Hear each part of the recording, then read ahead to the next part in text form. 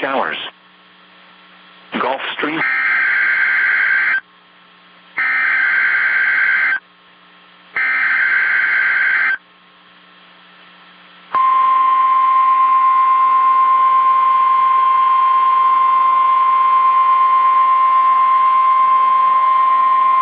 Tornado watch for the following counties in Florida: Brevard, Flagler, Lake, Orange, Putnam, Seminole, and Volusia.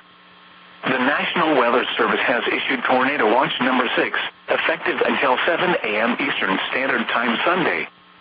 This watch includes the following counties in Florida: Brevard, Flagler, Lake, Orange, Putnam, Seminole, and Volusia. Remember, a tornado watch means the conditions are favorable for the development of severe weather, including tornadoes, large hail, and damaging winds in and close to the watch area.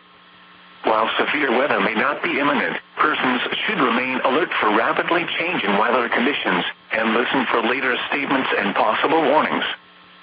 Stay tuned to NOAA weather radio, commercial and public radio and television outlets, or internet sources for the latest severe weather information.